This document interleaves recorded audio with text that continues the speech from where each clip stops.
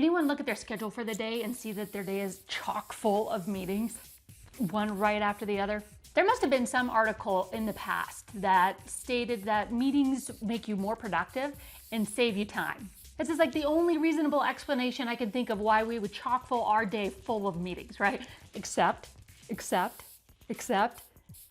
whoops, that one overlaps that one. That's all right. It's like 20 minutes to get there. I'll just be late and catch up on it later. But now where are we?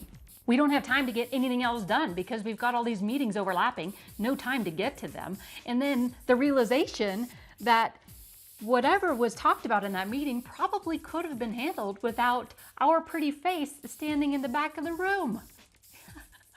That was a waste of time, wasn't it? Yet another one. So let's go over how to set up and run a constructive and effective construction meeting.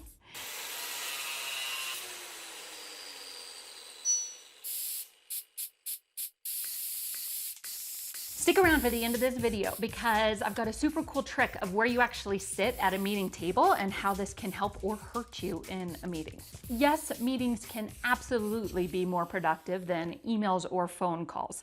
And you guys know that I'm an advocate for this. It can build trust and respect within a team if they're in person.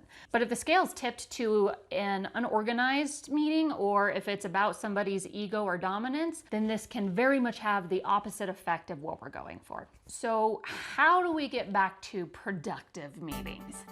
That article that must have come out in the 50s or something, right?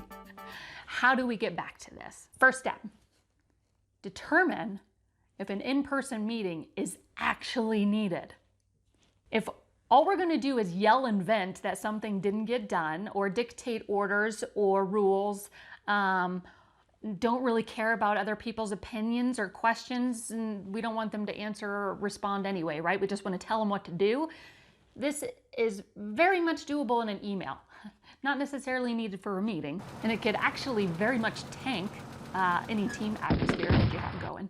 So an in-person meeting is probably not productive in this situation. The only thing it's really going to do is show that you're battling with your own ego, and nobody needs to witness that.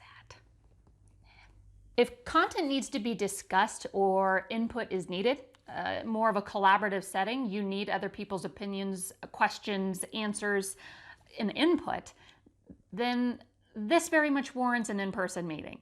Additionally, if you want to build trust or respect within a team, in-person actually contributes to this way more than phone conference call meetings. Are they weekly project meetings? These are extremely necessary. Well, why is that? Those things are pointless. God, it's a waste of time, right? I'm not going to that. I've got work to do. These are extremely important, and this is why. Topics covered in the weekly project meetings concern everybody on the team. If you're a part of the team, they concern you. Is it about schedule? Is it behind schedule? Is it problem solving to try to get back on schedule? Is it about costs? Is it questions regarding the drawings? It's about the team. You're a part of the team. You got to be there. So yeah, weekly subcontractor meetings, weekly owner meetings, they're important. If there are conflicts or disagreements, this is best heard from the horse's mouth, whoever the horse may be. So this is the time to bring up those challenges or questions. But additionally, people can help solve those problems. Again, we're a team. We all want to build the project. We all want the project to be done. We all want to make money on the project, right? So working as a team to figure out how that works for everybody, that's what's going to be productive in these meetings. This also helps with communication not getting skewed at all by somebody else's perspective. Say that you get, you're the third person in line to get an email or some type of communication. Somebody said something to someone, then somebody goes back to the office and writes the email, and then you get the email. You're reading their perspective of what the original challenge or issue actually is, right? Again, those perspectives and experiences.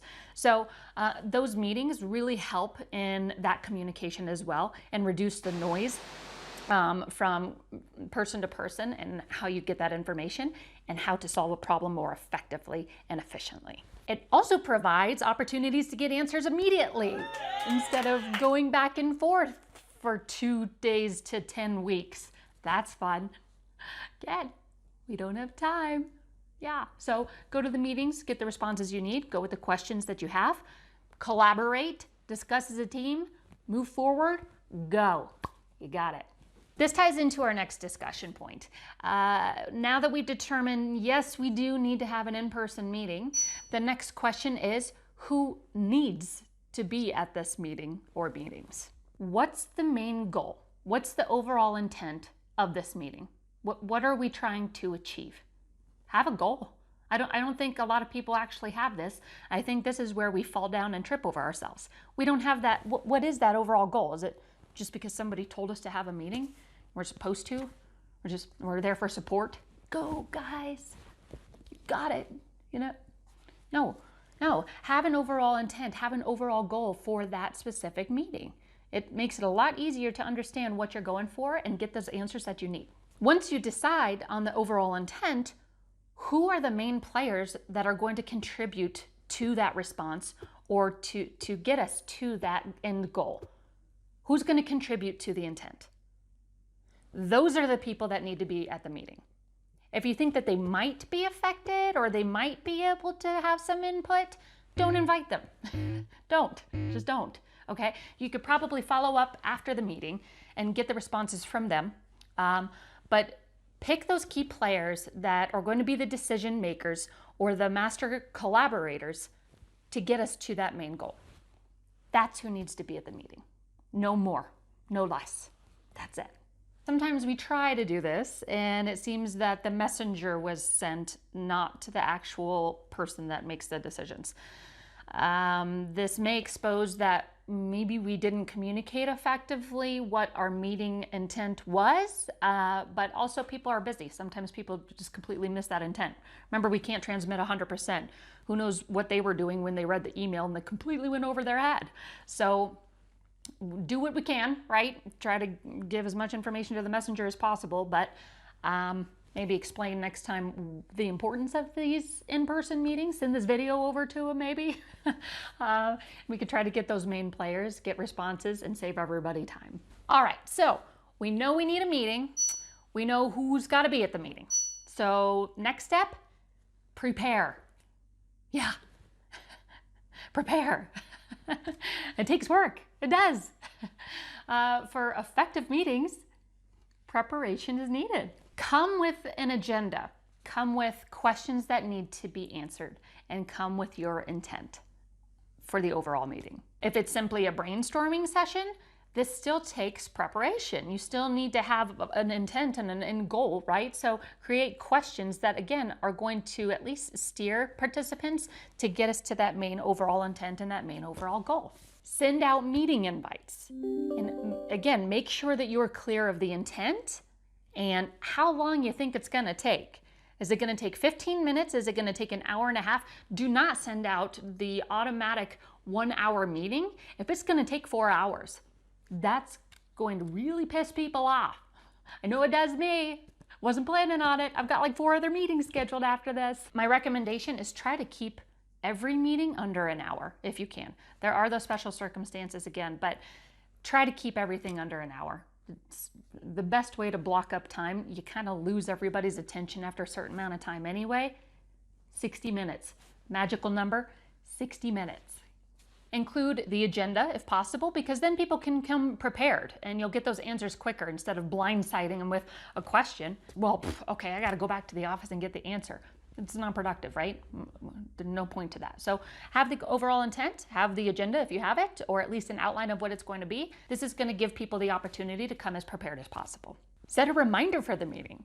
I think it automatically goes to 15 minutes. This is great if they work in your office and they could just walk down the hall. And actually, I found that 15 minutes isn't even great for people who work in the same office building. It's like 5 minutes, right? You push snooze on the 15 minutes and then 30 minutes passes and you realize you're late. So 5 minutes if they're in the office, 2 to 3 hours if they're not and they have to drive a distance to get to where you're at.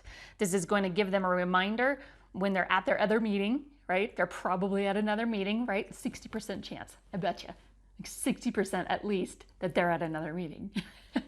But this is going to just, have that ding on their phone, remind them that they've got a meeting coming up. They've got to start preparing and getting their stuff to get out the door and get to your meeting on time. So remember to only send it to people that you need to. Optional if you think that they might want to join, but they're not necessarily needed. You can even have that phone conversation. That would be a good phone call conversation candidate. There you go. Make sure that you put the duration of how long you think it's going to be, the overall intent, a reminder, depending on where you're at and where they're at, and an agenda or any additional materials that are going to be included in the meeting so that everybody is completely prepared and ready for this meeting. Okay, so meeting has started. We've got all the right players. Most everyone showed up on time. We're moving. So what's next? Communicate.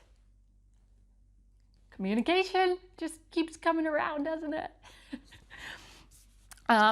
Thank everybody for showing up and participating. Go over the intent and the approximate duration again. Yeah, I know it was in the meeting invite. You're going over it again, okay? The intent, what our intent is at the end of this meeting and our main goal. And I expect this to last about 60 minutes. I'm gonna do everything I can to keep it under 60 minutes and keep you guys going on your way. Next step, moderate or facilitate. So you've put in all this work up until now to get this meeting going. And so it should just be able to run itself, right? You gave them the intent, go. No, it doesn't. So you got to be the moderator. You got to make sure that everybody does stay on track. If people go off track or bring up something that was not on the agenda, you need to listen briefly and see if it does affect everybody in the room and is contributing to that main overall intent. If it does not, shut it down. Be professional about it, but just say that we can absolutely discuss that, but let's discuss that after the meeting because it doesn't involve everybody here. So let's go over more about what you were thinking after the meeting here so that we can keep it under that 60 minutes that I promised you. Boom. Some people think their problems are everyone's problems. Nope. Remember, you can have it. I've got plenty. Solve your own problems. So if it doesn't involve everybody that's sitting at the table, if it involves just that person and you, discuss it afterwards. If it involves that person and one other person when there's 15 people in the room, table it after the meeting and then hold those two people aside and we'll discuss it at that point. You can write it down, show that you did listen to them. You know what, I appreciate that, definitely is a challenge. Let's discuss it after the meeting. If you guys can stay after the meeting, we'll discuss it at that time. Also, side conversations and personal discussions. Not everybody needs to hear it. Not everybody wants to hear it. Don't take up other people's time thinking that this guy's weekend is very valuable information to the project and it affects everybody and everybody cares and it's just going to smile and be like, oh, you're wonderful, I wouldn't be you. No, be professional. You've got to be able to facilitate these meetings if you're going to run it. Table it after the meeting. And if there are disagreements or all-out brawls, same thing.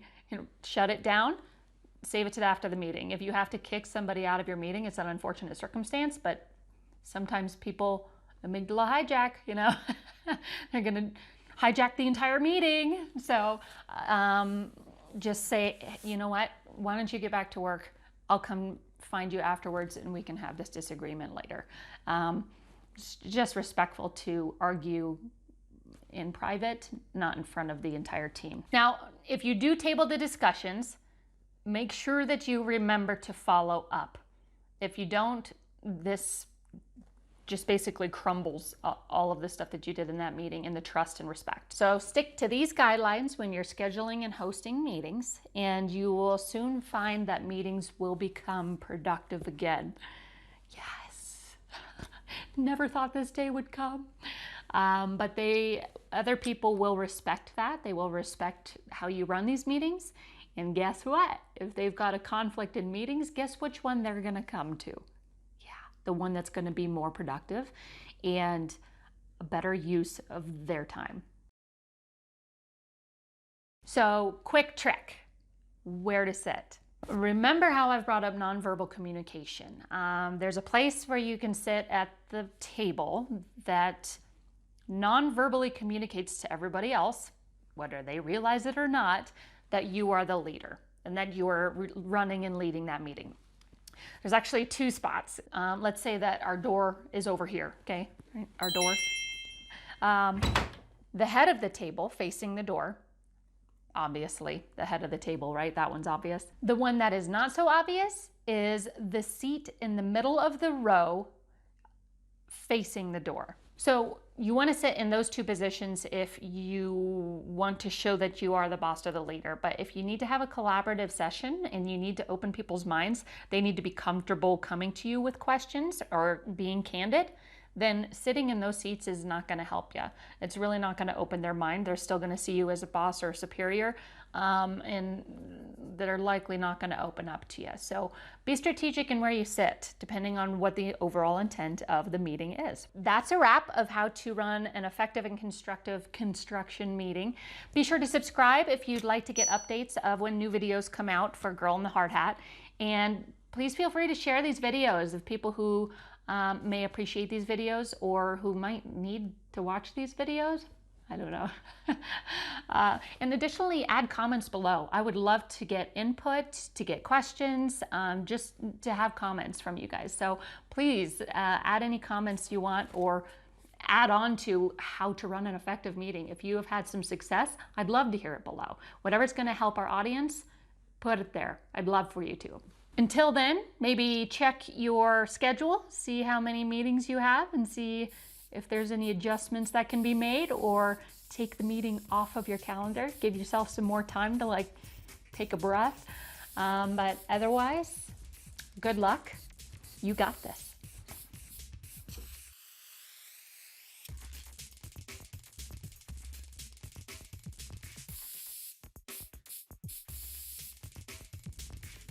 Lost it. Intend. Agenda. Sorry, I don't care about your weekend. I do. Just after the meeting, over a beer, maybe.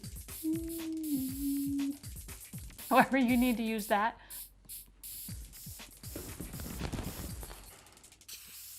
I need a drink. What time is it? Clock's always the same time. Got it.